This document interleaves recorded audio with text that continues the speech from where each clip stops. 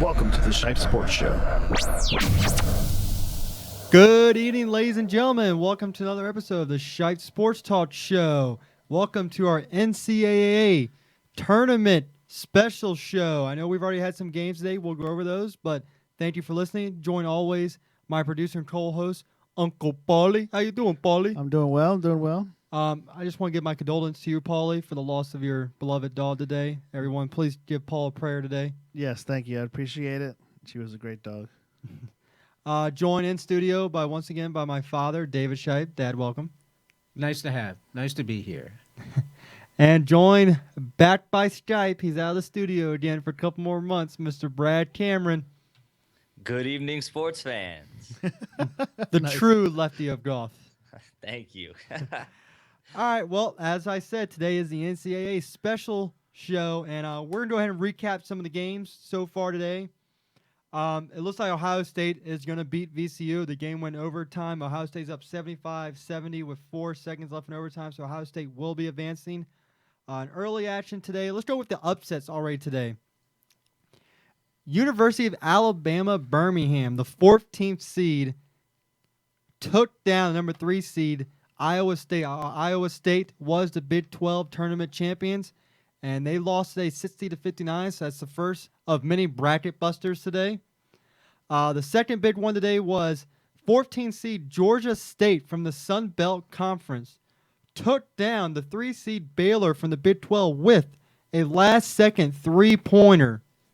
Just another bracket buster. What's there more to say? Good showing from Georgia State. They went on a big 10-0 run to finish the game. And, that's what happens when you let down. Then the last top seed to win today was UCLA, the number 11 seed from the Pac-12, came in and beat the number 6 seed SMU 60-59 on a late goaltending call. It's funny about UCLA, guys, because people were saying they didn't belong in the tournament, and I think this win, they proved that they did belong in this tournament. We'll get to that later. Also, Xavier beat Ole Miss 76-57. Butler took down Texas 56-48. Arizona just stopped Texas Southern 93-72. And Notre Dame luckily pulled out a win today 69-65. They made it very interesting. Northeastern had a chance to win the game late, but just couldn't get it done. They had one final possession, and they lost it. It was stolen from them, and Notre Dame, like what good teams should do, they closed out the game like they should. I'm going to go ahead and turn the microphone over to our college basketball guru, Mr. Brad Cameron. So, Brad, the mic is all yours, buddy. Well, fantastic. Well, thank you, Shipe. First of all, let's talk about some of these upsets. This just follows up everything that's happened in the past couple of years with some of the crazy runs that teams have been making. Credit to UAB and credit to Georgia State for toughing it out, sticking to their game plans and getting those W's today. One thing you have to wonder, Shipe, do you think these conference champions, Iowa State and Notre Dame, possibly are just tired from playing too many games against top opponents, and they came into this either sleeping, not respecting their opponents, or do you think they were just still kind of exhausted and gassed from conference tournaments? What do you think? I think Iowa State, out of the two between them and Baylor, I think Iowa State was probably the most gassed. They played they had to come back from 3 straight games from double digits, and I don't care who you are, you could be an NBA team, and that will take a lot out of you. I'm sure, they had, 4 or 5 days to rest, but still the fatigue was there. They're only college kids, and they played all those tournaments in a row. It's the same thing when Connecticut went on that run. They kept it going, but you can tell as these tournaments go on and on and on, these teams are going to get tired. And you're going to see it during the NCAA tournament. You'll have, I think it was past couple of years, we've had some 1 seeds that have lost to a number 8 or 9 seed, and possibilities because they ran the tables in their conference tournament. They came into the first round, they ran them, and then they just ran out of steam or ran out of gas. And all it is these big-time programs, if you give those little programs, those little lower seeds, a little glimpse of hope that they can beat you and they get the confidence, they're going to go right at your throat and they're going to choke you out until you lose. That's the problem is you have to get ahead of them and establish yourself like, I'm the higher seed, you're going to lose. What Arizona did, they were up by 21 points at halftime. if I'm Texas Southern player, it's drained from me. But if let's say Texas Southern was in 3 or 4 points like these other teams, then they're like, hey, we can do this. They're not beating us like everyone said they should. We can come back in this game. So I think that's what the major difference is between what Arizona did as a 2 seed and maybe Baylor, Notre Dame, Iowa State is they let these teams stay around too long, and these teams believed in themselves. I mean, UAB was up on Iowa State at halftime. I mean, if you're UAB, you're thinking to yourself, hey, we're winning. We can win this. We can win this whole thing against them. So that's what it is that you're giving these teams hope, and when they get hope, they're going to run with it. I mean, what are your guys' thoughts on what I just said on that? Brad? Yeah, I agree with you, in a sense that once you let these teams hang around, if you let the game stay close, they're gonna scratch and claw till the end, and they're gonna try and win these basketball games because they have nothing to lose. These kids come in there with nothing but heart, and they want to win these games. And so when you let them hang around, the idea creeps into their mind. Hey, look, we can win this basketball game too. Like, we're right here. But you look at a team like Arizona that came in with the anticipation that they were gonna really drown them out today, and they did. But I wonder if Iowa State was possibly just still fatigued from having to go through so many teams in the Big 12, but also one of their stars, Georges Niang, was out with foul trouble a lot of the first half. He got 3 fouls under his belt in the first half, and they had to sit him virtually the last 12 minutes or so. And UAB was able to go on a nice little run there and take the lead and kind of instill some confidence in that team going into the second half. But Notre Dame, possibly they were just still tired from their conference championship as well. I know they won, and I don't know if it was a mental thing or if literally they were just tired from still having to deal with the likes of North Carolina and Duke. We'll have to reevaluate some of these other teams like Wisconsin, conference champion, and then like Duke and like North Carolina and teams like Maryland who lost the day before the conference championship and had extra time to rest. We'll see how fired up and how lively those teams looked versus Notre Dame, who looked a little sluggish and just couldn't get it going. Same thing for Iowa State, just looked a little sluggish and couldn't get it going. I wonder what kind of wear and tear truly those conference championships had on these teams and the impact it had on their performance today. Well, here's the thing about Notre Dame is the ACC. Their champions get an extra day of rest from all these other conference tournaments. I mean, they finished their tournament up on Saturday, so they actually had the extra day rest. Other than Iowa State had to perform on Sunday, Wisconsin had to play on Sunday, so they actually had the extra day of rest because their conference is smaller than others. So I mean, I just think Northeastern, they had a chance. They gave the ball to the wrong guy. They didn't put in their playmaker, and sometimes that's what happens. But Notre Dame, I mean, they had the extra day rest, but like you said, I think giving these teams hope and the fact that they will claw it out, they're going to wear you down even more. So you're already going to be worn down, and then they're going to make you wear it down more because some of these teams, I mean, this is the only time some of these kids will be in this tournament. Like I think we mentioned before the show, like Florida Gulf Coast 2 years ago, they haven't been bad since then. That was the first time they were even in it. And, take your moment, take your spotlight and run with it because you never know when you're going to be back. Some of these lower conferences, these kids who are juniors, seniors, even sophomores, they don't know if their team going to be back. I mean, they don't know if they'll ever be there again because of where they come from. And so they're going to we're going to make most of this right now. And UAB and Georgia State, they're making most of what they're doing. And, seniors on that team, I think, are going to be the leaders of these lower seeds, or they're going to be the seniors because they could have been there for all 4 years, never even sniffed the tournament. Now that they're in it, they're probably telling the young guys, hey, this is the only time we're in it. This could be the only time you're going to be in it. Let's just grind it out and show people that who we really are. Well, Shipe, it's funny you say that. UAB starts 4 freshmen and 1 senior. So look for them in the next couple years to be a pretty good squad. Yeah, and now they're making note of people with those freshmen saying, hey, we're going to be here for at least 3, hopefully more than 1 year. I don't think any of them will be committed to the draft already. Well, we'll see. But I'm sure, they're thinking themselves as freshmen, hey, we're going to be here for 3 more years. We're going to mature. Let's show these people what we're about now. Maybe next year they'll fear us a little bit better, maybe give us more respect in the seeding. Sure. We'll have to stay tuned and see what else they can do in the tournament. But let's get to the next question. What everyone wants to know, Shipe, is Kentucky going to do it all? Who you taking, Kentucky or the field? Do I get betting odds on this? There's no odds. You are either confident in Kentucky's Can I ability get- can I to get keep a winning 5-1? games, or you think they're going to slip up. I'm gonna say they're gonna slip up. I'm going with the field. I think they Okay. will be beaten. I think they'll get out of their bracket. But as I stated, this team earlier, who's already played and they scored the most points so far in the tournament, I think their roadblock is going to be Arizona. I feel Arizona can compete with them. I mean, they also have to go through Kansas, and Maryland. Maybe Maryland can give them a chance if Trimble and Wells comes to play. I mean, I see. With Maryland real quick, and I'm assuming, yeah, both of us, Maryland pride. I feel like if Maryland does go against Kentucky and Wells and Trimble plays up to their potentials, they could maybe give Kentucky some trouble. Because Wells, when he gets going in that paint, I mean, it's hard to stop him.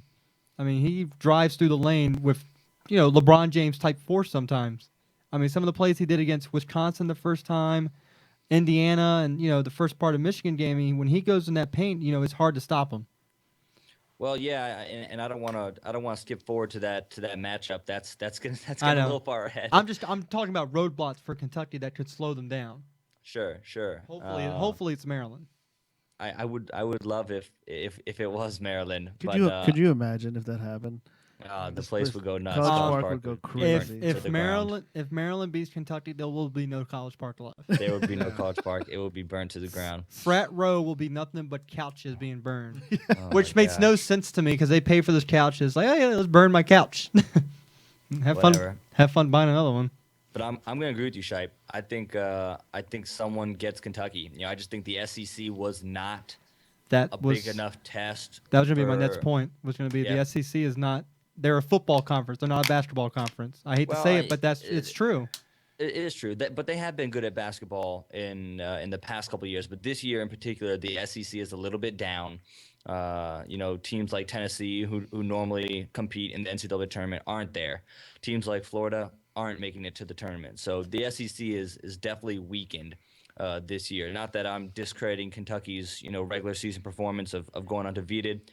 That's great. I just fear that maybe they think that they've faced the toughest competition that they're going to see all year, when in actuality they really, really haven't. So I think someone gets them too, and I think the best teams to really take them down, are either Wisconsin or Duke. I think they're the only two teams with enough realistic size to hang with the likes of Kentucky. I just think other teams will get outsized and out rebound and just outbodied by Kentucky. But I think Wisconsin has the lineup to hang with them, and I also think Duke has a big enough lineup to hang with them. Now, granted, they wouldn't face either of those teams until farther into the tournament, but I'd say those are the two toughest oppositions for Kentucky. Well, what do you think is the toughest region, Shipe?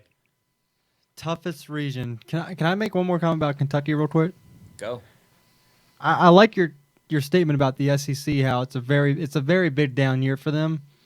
And Kentucky, like I stated earlier when we did a preview show a couple weeks ago, they struggled away from home. They were struggling against LSU. They struggled against Georgia. I mean, when they were away from home, they were struggling, and now they're in the tournament, they're going to be away from home again. So if that's a pattern to where in the SEC, it carried over where they were struggling away from home, they're going to be playing some better teams away from home.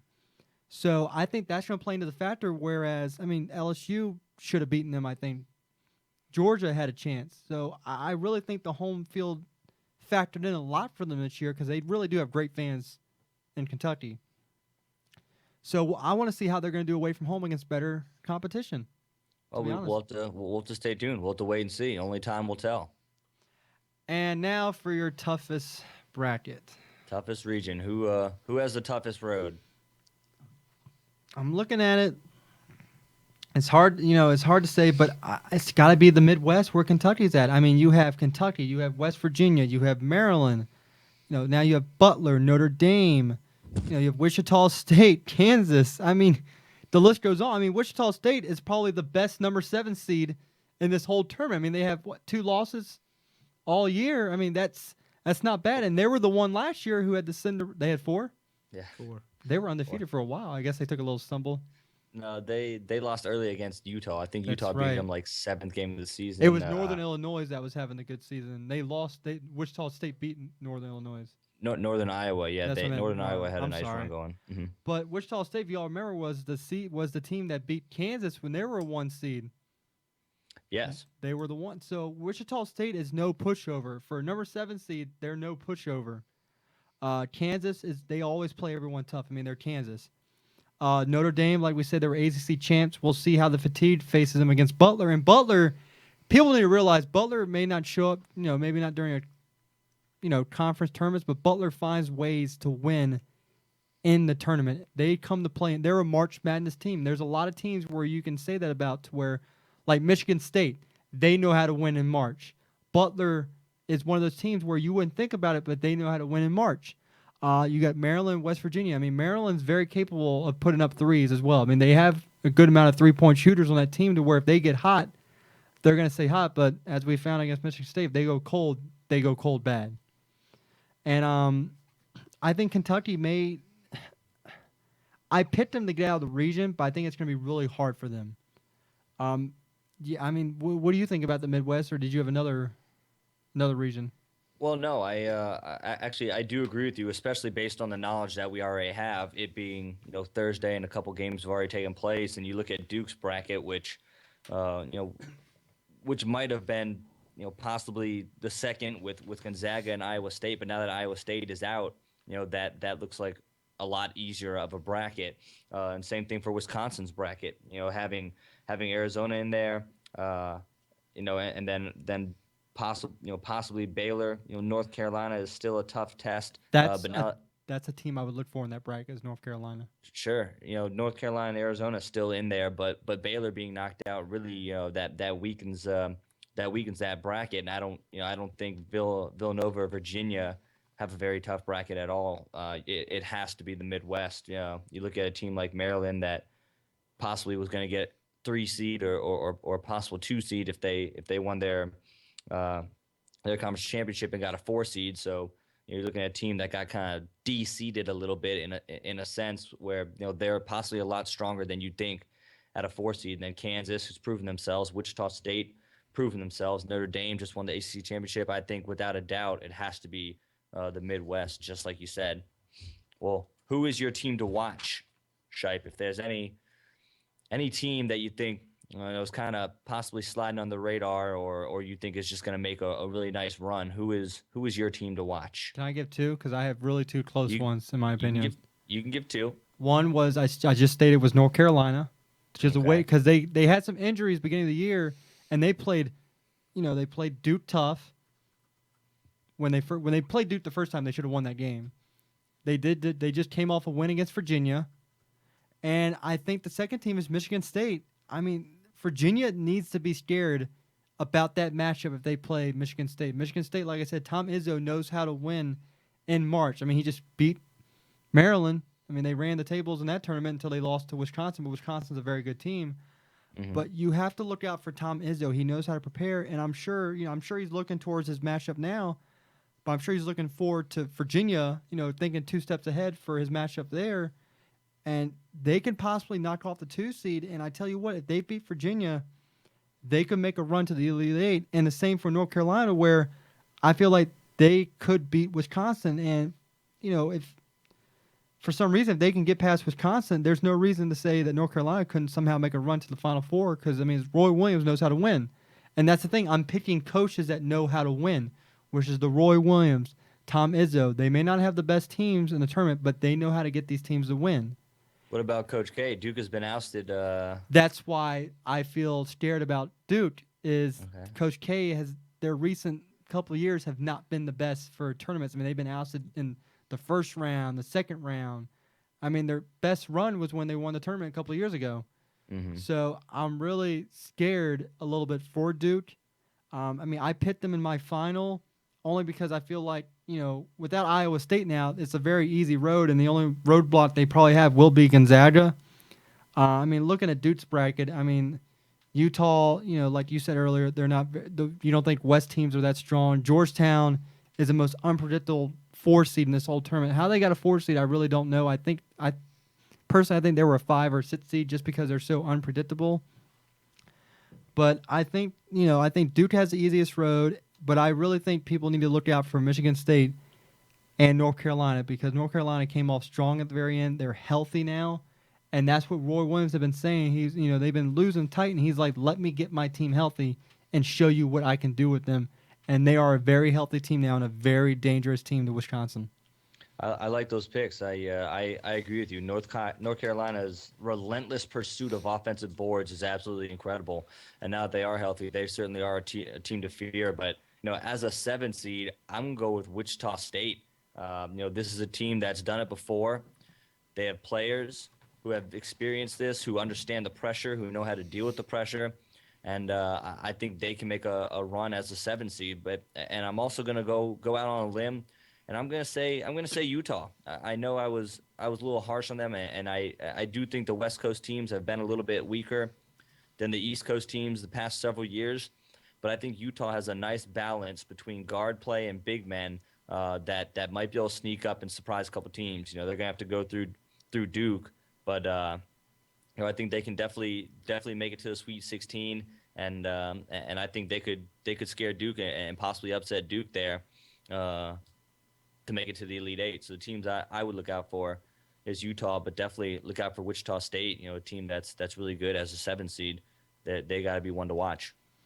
All right, real quick, I want to ask my dad, what do you think was the toughest region or the region of death? Well, you'd have to go with what you two guys have discussed. It's the Midwest.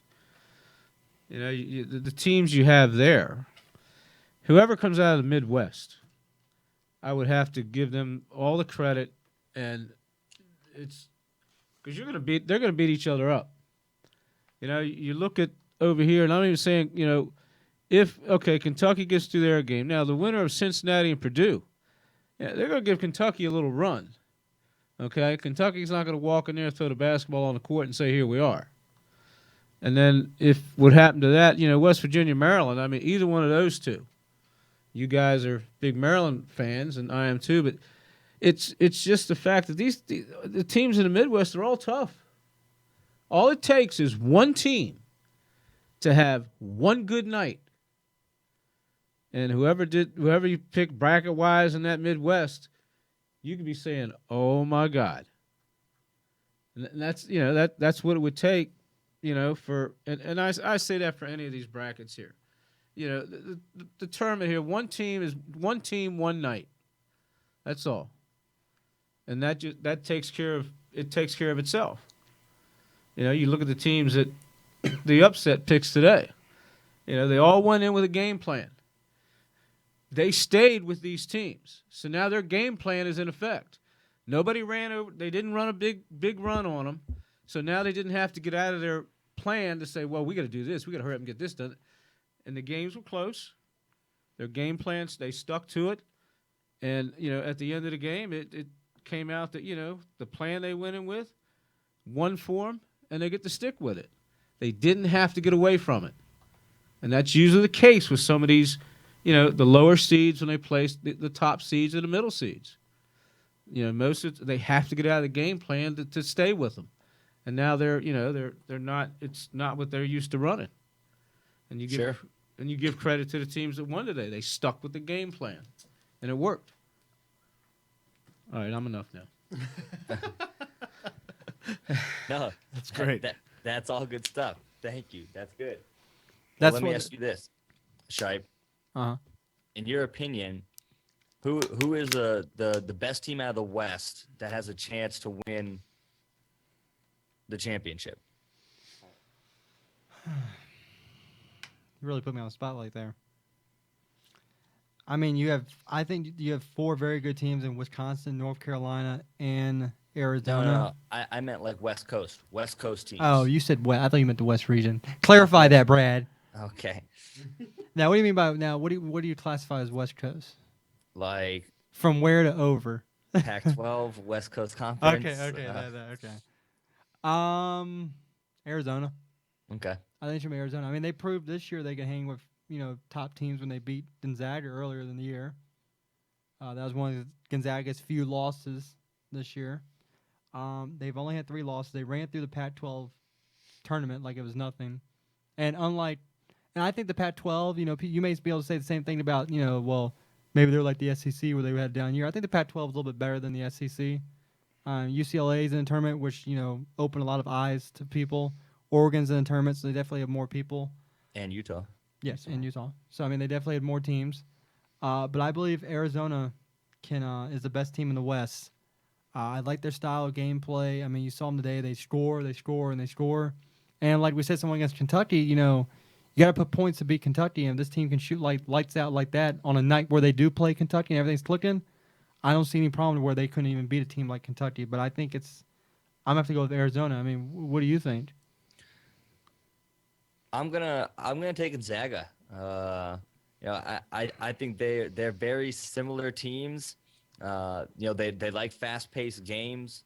They both like to score a lot, and I know Arizona got the best of them earlier in the year. But I just like this Gonzaga team. I like their coach, and I think they have a little bit more size that can take them a little bit deeper than Arizona can.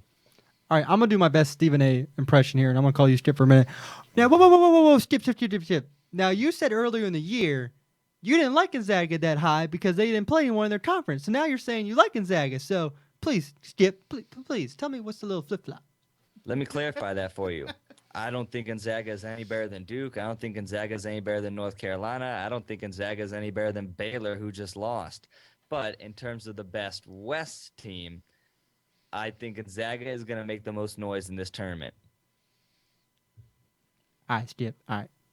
Does that answer your question? Yes. Do you still love Tebow? I've always loved Tebow. Well, Shipe, did you see the game last night? You watch any of those games last night? I didn't get a chance. I had my confirmation class. Gotcha. Well, one thing the and, NCAA... and a soccer game. Okay. Well, one thing the NCAA usually tries to do is make it so that there's no home court advantage. There was a game last night played between Boise State and Dayton that was played in Dayton. And I thought that was extremely unfair to a Boise State team, a team that has to travel, all the way this far, only to face a home crowd in what should be an equal environment. I thought it was extremely unfair. I don't know why the NCAA let this happen. I didn't like it at all. I wish you had seen that. You didn't see I'm that. sorry. I apologize. I had my soccer game. I apologize. That's okay. What game That's okay. I was interested in was this BYU Ole Miss first round game. Good Lord, was that a game? That's a lot of scoring going on. They defense optional in that game. By the way, Emily Cameron, I'm assuming your sister, That is my sister. said the best team is UCLA. The best team in the West is UCLA. On the chat room. Well, as much as I respect her opinion, I don't anymore. Have fun at the family reunion. Honestly, UCLA is playing really good ball. When they got into the tournament, I did pick them to win against SMU. As much as I respect Larry Brown and what SMU has done this year, I just thought UCLA was playing a lot better basketball. They were way more competitive in the second part of the season than they were in the first half of the season. And so I did have them winning that game, but I had them losing to Iowa State. But now I guess maybe they're gonna have to battle with the likes of UAB. So it's gonna be that's an interesting little matchup there. Speaking of Larry Brown, I respect him, but his statement, he was the one who stated that Kentucky would make the playoffs in the East of the NBA, was ridiculous. I'm sorry, those are 18 and 19-year-olds, and you're gonna have them go against teams in the East, grown men. Okay, let's put it this way: the worst team in the East is the New York Knicks. So give me a healthy Carmelo Anthony, and he's gonna run through that whole team like they're nothing. It's so hard to do this comparison. I don't like it. You people can't try and compare. make You these can't do it. comparisons. Yeah, you can't do it. So I don't even want to juggle that because it's impossible to say. It's horrible. I mean, they're 18, 19-year-old kids. You're going against seasoned vets. It's not going to happen. And even if they did make the playoffs, they'd be bounced in 4 games. It wouldn't even be close. You'd put them in probably the 8th seed against Atlanta. Yeah, it'd be 100, about 50 every night. Yeah, no, they wouldn't win a game. They wouldn't even get close to winning a game. No. When the closest that game would be tip-off. Okay, that makes sense. Well, hey, I got a little shout out for you, Shipe. lots of teams representing the DC area in both men's and women's NCAA tournaments. University of Maryland, men and women, both in their respective dances. Georgetown men made it to the dance. George Washington women made it to the dance. American University, the ladies made it to the dance. So great representation for teams in the DC area in the NCAA tournaments. It's great. Speaking of both, teams making it ladies and men's, I think this is the first year in a while that we've had a very good Maryland ladies teams and a very good Maryland men's team. And congratulations to the Lady Terps winning their first year in the Big Ten, winning not only the regular season championship, but the conference tournament championship as well. I mean, congrats to them. I mean, the first year, they came in the Big Ten and said, we're here, we're the Lady Terps, and you better recognize who we are. They certainly did. Same for the Maryland men. I mean, they came in, people thought they were going to be pushovers, not only in basketball and football, and they showed up to Big Ten in both sports saying, we're here. We're not going to be pushed around because we came from an ACC. Sure. Now, let's talk a little bit about Maryland for the home fans here. A lot of people thought Maryland got snubbed with the 4 seed, and I'm actually one of those people only because I see a team like Oklahoma with 10 losses and a very, as we're seeing today, a not very good Big 12, as we're seeing today. And I really felt that Maryland was snubbed with that 4 seed. I felt they should have been a 3 seed. Maybe where Oklahoma's at, I felt, the bracket they would put in, they should have been put in that bracket. I think Maryland got very screwed, and I don't know if it has anything to do with them being this first year in the Big Ten, and people think the Big Ten had a down year, and they're like, if Maryland was in the ACC, they wouldn't do this. That could be true, but don't penalize them for switching conferences and being good. I mean, they went to the Big Ten for money reasons, but they're showing everyone up, and I felt like they were penalized for some odd reason. And just some of these 3 seeds, I feel like Maryland are better than, especially Oklahoma. I have, good for Oklahoma to be a 3 seed, but I don't think they deserve that 3 seed. I think that could have easily been Maryland's. Baylor, Iowa State, a team that Maryland beat. And Maryland beat Iowa State beginning of the year, and they beat Wisconsin. So they beat 2 teams that won their conference, tournaments, and a 4 seed I think was too low for Maryland. I think they should at least have been a 3 seed. I mean, Brad, what were your thoughts on Maryland in that 4 seed? I'm gonna have to agree with you, Shipe. I was disappointed to see Maryland at a 4 seed, especially in Kentucky's bracket. That's saying that we were the worst of the 4 seeds, and so what they're saying is we are basically a 5 seed, and I don't think that was fair in any sort of way. But the blood was spilled. But eventually, you gotta move on, and if we really want to be the best, and we want to be able to win at the highest level, we were gonna have to cross that bridge with Kentucky or with one other great team eventually. So why not get it out of the way early? We'll have a couple tough games. Valparaiso is nothing necessarily to look past, and then especially the next matchup between West Virginia or Buffalo isn't a game that we want to skip over.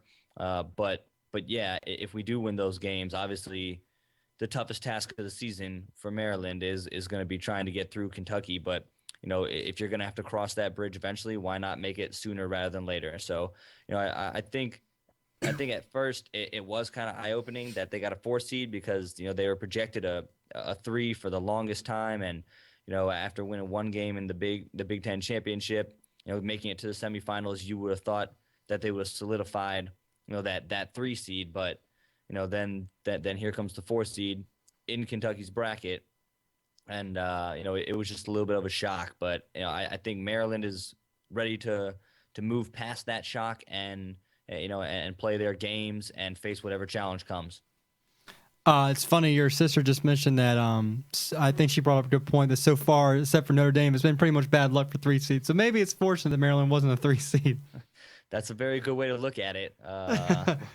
We'll see what happens with Oklahoma versus Albany. That could be interesting. That's my big upset of the tournament, actually. I'll bring that out. Is Albany, I think, will make it to the Sweet 16. And wow. my reasoning behind that is, people are going to call me crazy, is that Albany won their conference tournament over a last-second 3 by this young man. And a lot of people know the backstory of this kid. He actually left the beginning of January to go back to Australia because his mother had just passed away from cancer. So, prayers out to him and his family. He came back and he hit the game-winning 3 in this conference tournament. He went straight to the side, prayed, and I feel like something like that are stories you hear about, and I feel like that's something that can motivate a team, and especially a player, to perform better. And I feel like something like that will carry momentum into the tournament, to where we all believe Oklahoma don't believe that it should be that 3 seed, to where I think Albany, you use that kind of emotion, that momentum from a game-winning shot the game before, and they could possibly. We lost Brad there for a second. No, we didn't. He's there. He's just. He was playing with his camera. To where they could beat Oklahoma, and I actually have Albany making it to Sweet 16. I feel like they're going to be this year's Cinderella story. Not as far as some of these teams like George Mason, Florida Gulf Coast, where they made the Elite Eight, but where they'll get to Sweet 16 and they'll have to face a team like Michigan State or Virginia, and the Cinderella will come to an end. But before the upsets today, they were my surprise team, and that's what I love about the NCAA tournament, is that you get these Cinderella stories that these teams you don't really hear about during the season, and they make these runs, and they open your eyes. Like, until this day, people still talk about Dunk City and Florida Gulf Coast and what they did. I mean, they're a household name. George Mason, when they made their run to the Final Four, people still remember them. So that's what I love about when these higher seeds do that, is that they are remembered not for that individual year, but for times to come and years after. They're going to remember, like, oh, you remember when they did this? This is going to be a team that does that this year. Like, every year, George Mason is known as the Cinderella King, to where it's like, who's going to be this year's George Mason? And it's said that every year since that, it's like, who's this year's George Mason? Who's this year's George Mason? And that's how teams are remembered now. And I kind of like that. I like the lower teams, the little smaller schools getting recognition like that. Brad, before today's upsets, what was your upset special? That's one of the questions I was going to ask you, Shipe, is who's your Cinderella story? I guess now we know it's for you, it's Albany. For me, it's Wofford. You look at what history has shown us the past couple of years, and 12 seeds have been winning games and making runs. And I think the SEC is slightly overrated, and I think if Arkansas isn't careful, they can slip up against a team like Wofford that has been competitive all year, that scores a lot of points. And I got Wofford as my team to my Cinderella story to make some noise in the tournament this year. Now, my fiance would kind of argue with that, because she picked Arkansas to reach the Final Four. So she would go at you with that. She would disagree with you completely. Well, tell your fiance I apologize. Dad, what's your Cinderella story this year in your bracket that you had? What higher seed did you pick to get through? Well, I picked a team to get through, but I've been laughed at all day. I've taken it at work except Stephen F. Austin. They're not bad, or not too many know about them, but they're it's just that looking at some of the stats that they've had, and I'm not a big looking at stat person, that they could make some noise. If they get past Utah, okay, they could make some noise through the Sweet 16. Sorry about that. But they could get to the Sweet 16. And then that would put them up against what I have going through would be Duke. I think if they get that far, I don't think they'd be able to handle Duke, but I think that they could, get to the Sweet 16. It's a chance, but you're looking for upset teams. That's mine. Okay. Another 12 seed. Another 12 seed. Gotta watch those 12 seeds. And I like that reasoning with Georgetown, because Georgetown is the most inconsistent team ever in an NCAA tournament. They could have the highest seed, the lowest seed, and they find a way. I don't know what it is with that team. They just find a way to mess it up in the tournament for some reason. They could have the best regular season, and the tournament be bounced in the first. If Georgetown was the number 1 seed ever in the next couple of years, they'd be the number 1 seed that I would probably pick to finally lose. They would be the number 1 seed that would lose for no reason. No one would pick them to win. I mean, no one would pick them to lose, but they would be the team, I feel, that would just break that streak of never losing. I think that's a little bit of exaggeration there. But they were a 2 seed and lost to a Florida Gulf Coast. I mean, come on. Okay, you're right, but that team went on a special run. It wasn't like they just slipped up and the team, that team just fell off the map. That team went on a special run. Not that that's any sort of necessarily an excuse, but yes, Georgetown has really, really flopped in the NCAA tournament the past few years. So yeah, you got to look at whoever comes through that Utah and Stephen F. Austin matchup. If they do play the likes of Georgetown, look for Georgetown to possibly slip up. I hate to say that, but just they've been showing us, and I know this is a completely different team, but for some odd reason that organization has been finding ways to lose games in the NCAA tournament versus win games and pull off bigger wins that maybe they weren't supposed to have. Just a little update for the fans real quick listening. Score update. We have number 1 seed Villanova ahead of Lafayette at halftime by the score of 49-26. Purdue is beating Cincinnati 29-26 with 1 second left. I'm sure that'll be 0. And then we have North Carolina up on Harvard 26-20 with 5 minutes and 19 seconds left in the first half. So we have 3 games going on. Still left to come tonight is your number 1 overall seed Kentucky facing Hampton. You still have Utah against SF Austin, so we'll see how that prediction comes true. We still have LSU versus North Carolina State. East Washington against Georgetown, so we'll see if Georgetown takes another stumble.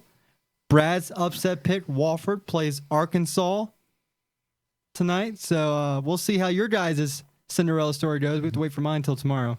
How many games have been played already? Was today the first day? Yeah, today was the first day. Okay. Have any games completed yet, or are these tonight the first games? We have 8 completed so far. They started 12. Oh, okay. Any upsets? Any upsets in those games? Yeah, we had 3 so far. Who were they? UAB beat Iowa State. That was a 14 seed over a 3 seed. Did you discuss this already? It was the first part of the show. Okay, sorry. Never mind. You don't have to go through it again. It's fine. It's fine. Yeah. I don't mind. Georgia State was a 3 seed was a 14 seed over a 3 seed Baylor, and then UCLA beat SMU, and that was 11 over 6. Okay, so there have been already. It's been some pretty good upsets so far today. Okay. I mean, today honestly is probably the biggest day for people to take half days off of work. I mean, I'm sure every sports fan today was thinking of some way of how to go home, whether it be sick, some family emergency somehow just came out of nowhere. We talked about something yesterday on my podcast about how much money companies and corporations lose today just from employees like not working and paying attention to like the to the tournament or whatever, and it was something like in the millions of dollars. Well, none of us here can say what we've done in case any of our employees are watching. Yeah, no, we were working hard. Oh yeah, I was hard at work driving a car around the community. But it's just amazing. I mean, they went as far as to put those numbers together because it's so true. Well, this was the biggest day for that to happen because this is where the game started 12. Like Nets Friday and Thursday, you have the Sweet 16, but I don't think they normally don't start. Maybe they start at 1 or so, I believe, Brad. Or do they start at 4? They start at 1. They space out the games where they don't overlap. Overlap. Yeah. This one they do overlap because there's so many. But I mean, you got a lot of people who left work at 12. They were going to maybe like Hooters or something like that to watch the game. It's not a bad thing to do. For the whole. How long does the tournament last? They started at 12 today. But I mean, until when does it? August. April 6th. I said August. April 6th. It's a long tournament. Okay, so it's like a month. Yeah. Lots of companies losing money. That's for sure. The whole month. All right, the next thing I want to bring up with Brad, I discussed to you about this, are these play-in games that they have, or technically now the first round. Normally they were first called the play-in. Excuse me, guys. Sorry about that. Now they were called play-in games. Usually it was one team was a play-in. Now there's 4 of them, and I have a problem with these play-in games. Now I know people, it's the first round. They should still be happy to be in, but I feel that these play-in games should be set up for at-large bid teams. I feel that if you win your conference tournament, you should already be in the games on Thursday, Friday. Because as I told you earlier, I didn't watch last night's game, but I may have been more intrigued to watch if it was an actual Thursday or Friday, because those are the games that people remember and watch. I mean, the BYU Ole Miss game. I mean, no one's gonna forget that game because of high scoring. But I just feel like if you won your conference tournament, you shouldn't have to do this. You should be able to play on the big day, which is Thursday. Or Friday. That's the day that's really big. That's out in everyone's mind. That's, almost when officially the tournament begins. That's when I think they should play. But instead, you're giving some of these kids like Hampton, Manhattan, it's like, all right, cool, you won a conference tournament, but you have to play one more game to actually make it to the big show. And that's how I feel. I mean, you do consider the first round, but I don't consider it the big show yet. I feel like the big show is actually Thursday and Friday when everyone is watching, when the whole world is on you. And I think those 4 playing games should be reserved for at-large bid teams. Let them have to earn their way into the bid show because first off, they had to earn their way as an at-large bid. Make them have to do it again. Make them have to face another at-large team. But that's just my personal opinion. You know, a lot of people disagree with me. I don't know if people will agree with me. But Brad, what are your thoughts on my opinions on that? So you're saying those first 4 should be for at-large bubble, possibly Yes. bubble? Yes. Okay. Like maybe like the last 4 in. I think I think that's completely fair, and I understand that argument, and I think that's something the NCAA should consider. I do think that's a good idea. I'm just trying to think that the way they format this, why they have those 2 16 seeds as play-in games instead of giving these guys, one of them a 15 seed or 2 of them a 15 seed. What they deserve for winning their conference tournament. Ole Miss, Ole Miss was an SEC. We forgot to mention them, but I just feel like, teams like North Florida, Robert Morris, Hampton, Manhattan, they won their conference tournaments. They should be allowed to already be in the big dance. They shouldn't have to try to play their way in and make them fight with another conference tournament. I mean, it's almost like, all right, you won this, they won that. We're going to have you guys just face each other. I don't like that. So what seeds would these play-in games be? You have 2 11s and 2 16s. In your format, what would be the seeding for these play-in games? Well, I like how they have the seedings now, like Hampton, Manhattan's a 16 because, none of them will probably be better than Boise and Dayton. But make the at-large bid, make those conference tournaments, make them still be 16 or 15 because that's probably where they will match up with everyone else. And just make the at-large bids maybe like a 5, like a 11, 12, 13. Make them go for those. And I think that would make even more for intriguing matchups. I mean, can you imagine like a Dayton, can you imagine them as like a 13 seed going against, where's a 13 seed like a North Carolina as a 4 seed? That'd be an interesting first-round matchup. I want to see more interesting first-round matchups. I want to see these number 1 seeds. I know people want to see them go all the way. I want to see them push their limits. I want to see what they're really made of.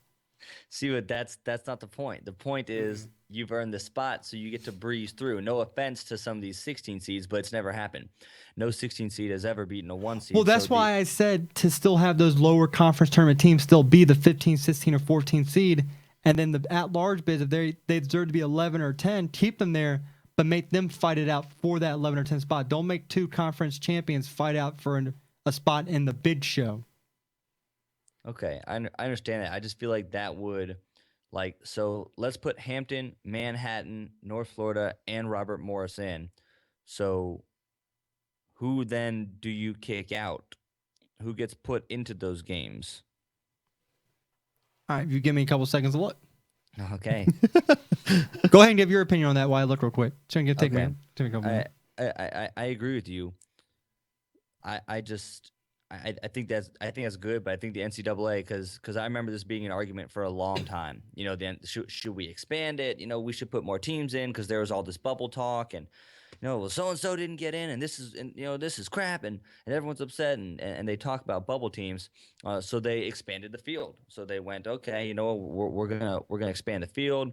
We're gonna make it so more teams can get in, and so they went to this format, and I don't know the exact rules behind who does these play-ins. I guess BYU, Ole Miss, Boise, and Dayton. I think those were like the last 4 in. Like those were the last 4 in, and so they put them into those play-in games. And I guess North Florida, Robert Morris, Hampton, and Manhattan were all the worst of the 16 seeds. But realistically, Shipe, they're so. It would be discluding 2 teams. So you'd have to drop, let's just say BYU and Ole Miss, because if you want to put Hampton, Manhattan, and North Florida and Robert Morris in, no. You would put those 4 teams in the tournament already, and then just take 4 teams out of there and make them do the thing in. Well, here's the thing: you wouldn't, because 2 of them are going to get in anyway. They're playing against each other to get in. So 2 of them, Hampton is in. So 2 of these 4 teams that are 16 seeds are going to get in anyway.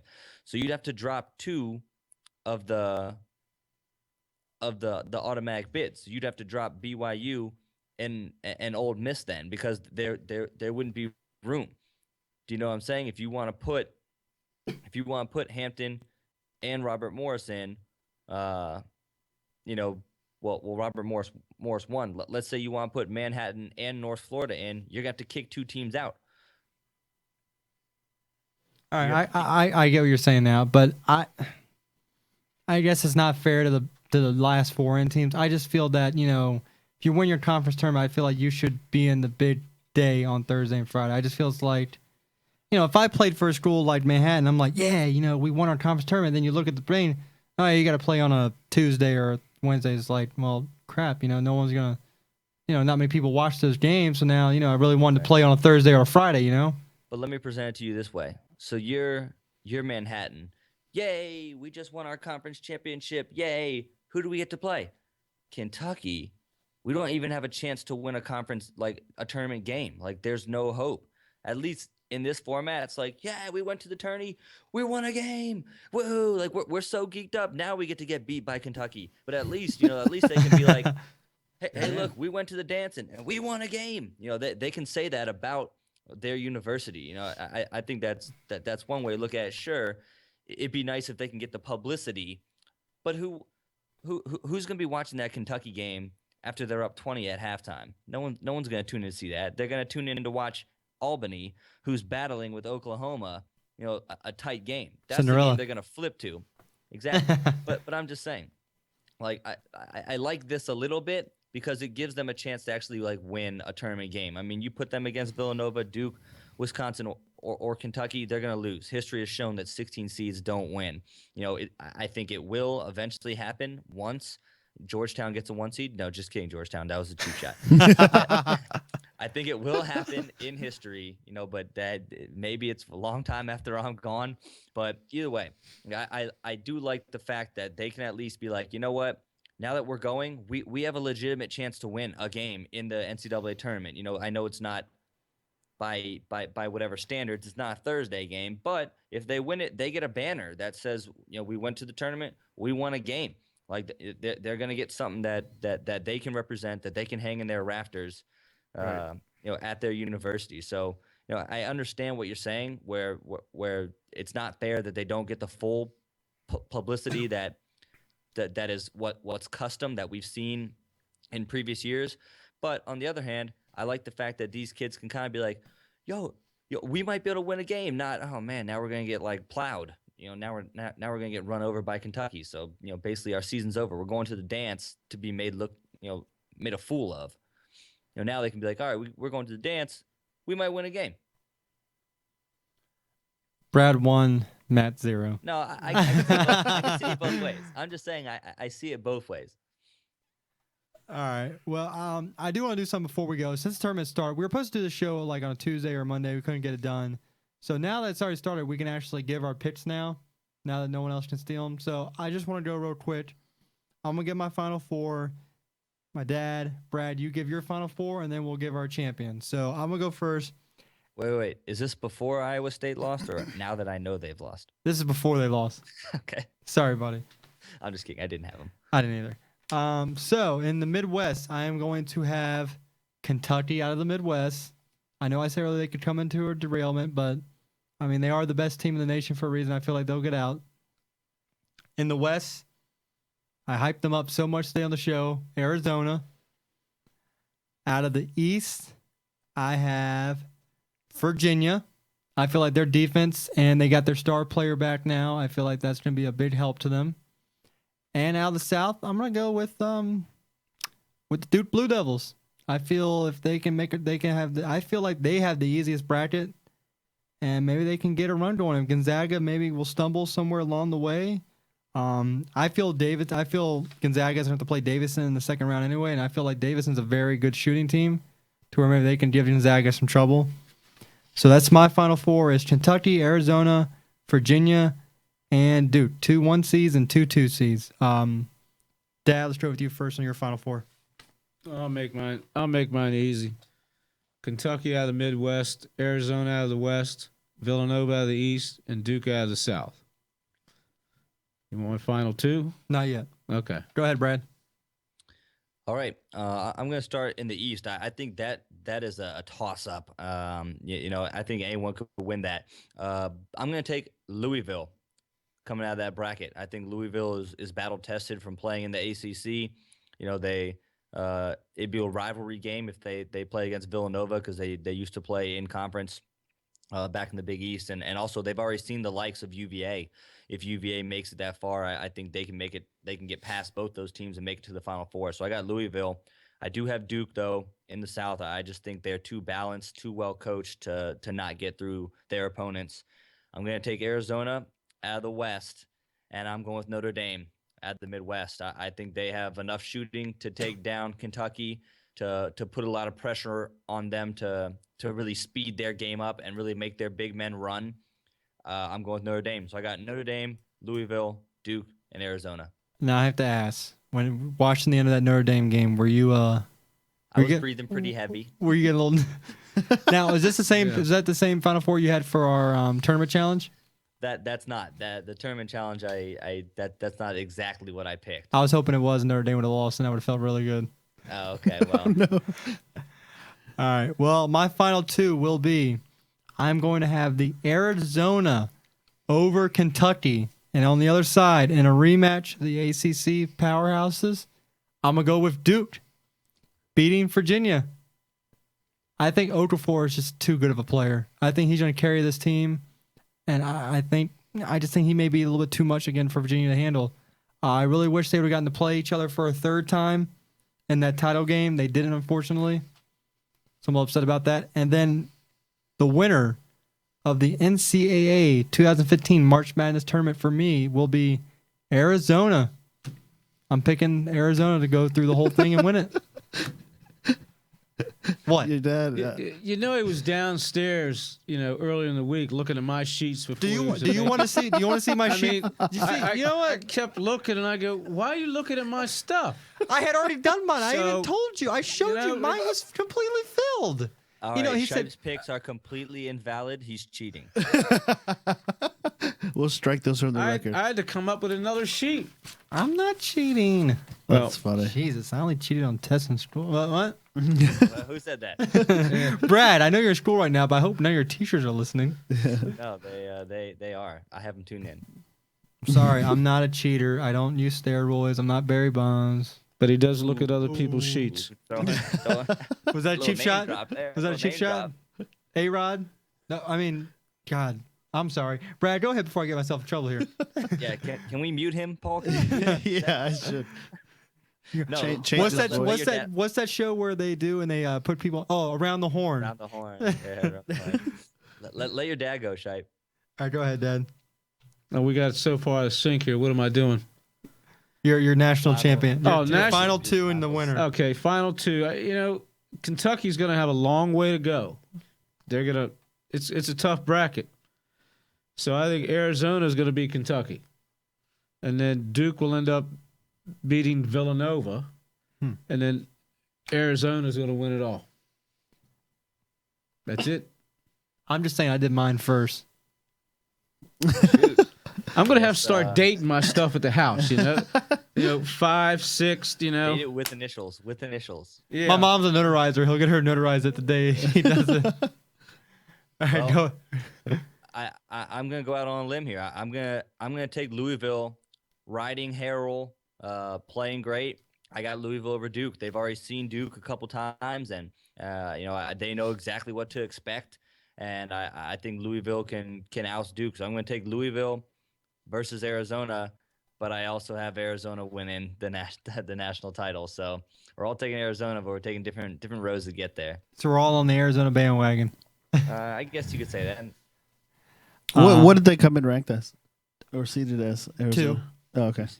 There was a possibility they should have been a 1 seed, but as we look back on it now, people questioned about Duke being the 1 seed and them getting over Virginia. I just feel like with Virginia's best player actually being hurt, they do take that in consideration. This committee, their players hurt. Are they going to play as a 1 seed now with him being out? And that's what a lot of people got to remember about this committee is, your team may have, 2 or 3 losses, but let's say if their best player, tears his ACL the last game of the year, they're not going to be that same team as they were during the season. So who's the first? What's Kentucky's the number one, number right? 1 overall. Okay. I think it was, what was it, Kentucky? Villanova, Duke, and Wisconsin. Okay. So, really? Wisconsin was the last one? Mm-hmm. See, they're going to ride, what's that guy's name? Frank Kaminsky. Kaminsky. They have to ride him and Decker. I'm sure they will. They facilitate a lot of their offense through both of those guys. They're a huge part of their offense. So yeah. Hey, Maryland shut them down. That's all I'm saying. Let's go Terps. I know the Terps are going to play hard against Kentucky if we make it, and we're going to expose them. We're going to give Notre Dame the ingredients to taking them down. Nice. All right, everyone. That's probably going to wrap it up today. I hope you enjoyed our NCAA special show. The next time we're going to run one of these shows will be the Masters preview show, so look out for that in the next couple of weeks. That should be coming up. Next week, we're going to go over the first and second round of the tournament. We'll preview the Sweet 16 and Elite 8 matchups that could happen. So we're going to be talking about the NCAA tournament for the next couple of weeks. This thing's not going anywhere. So be prepared for that. Next week, not only we'll go over that, we'll start getting over some more baseball talk. We're getting closer to season. A lot of injuries happen. We'll get into some more free agency because as it keeps going on, free agency are still going to happen. Speaking of free agency, Brian Rackbro is a Tennessee Titan, and I hope he makes you guys bitter. I hope he makes you guys bitter. Oh, he's signed. Nice. Okay. Have a good night, everybody. Once again, everyone, thank you for listening, and I want Uncle Paul, he's going to have a few words for the audience. Oh yeah. So what am I going to tell them? Where to find you, right? Of course, where they can find us. So They need to find us the somewhere. website www.shipesportstalk.com. There you can find all the past episodes, URL links to our up and coming episodes, the live stream on YouTube. You can stream the podcast, and also you'll find the links to iTunes and Stitcher, so you can take us on the go or listen to us from your cell phone or whatever. So. When you're at Stitcher or when you're at on iTunes, just give us a rating and a comment, a review. That will actually help out the podcast tremendously. So do that if you can, and we'd appreciate it. Contact us on the website also. Just click on the Contact Us tab and send us your questions, your comments, or whatever. We'll mention you live on the air for sure. What else? Twitter at Shipe Sports Talk. Instagram at Shipe Sports Talk. I have an Instagram now. Good. With the same name. That's good. And email, you can shoot us an email at shipesportstalk@gmail.com. Any of those methods you can get in contact with us, and we'll make sure that we address it live on the air if you get in touch with us. I think, is that it? That seems pretty good to me. Did I cover all the avenues of getting in touch with us? I think so. Yeah. So good luck to Maryland. Good luck to the Lady Terps. Bring home some wins. Maybe bring home a national championship or two. Right on. I don't think has a women's and men's team ever won a championship in the same year. I'm assuming Duke. No one's ever done it. Has Duke? UConn has. UConn did it. Yeah. Well, let's be the second one. I'd love it. So for myself, Wait a minute, hold on. Did you know that today's a monumentous episode? It's number 10. Number 10. That's right. Good job, guys. 10th episode. Also, we reached our 1,000th download also this past week. So. Yep. Please keep listening. Please keep downloading. We love it. We appreciate it. Keep listening to the show. We're going to be around for a while. So for myself, for Uncle Paulie, for my dad, for Brad, thanks for listening. We'll see you again next week, Thursday, 6:45 p.m. Thanks for all the entries, too, for the tournament challenge. Yes, thank you for all the entries. Good luck to everyone out there. I hope you don't beat me. Go Terps. Nice.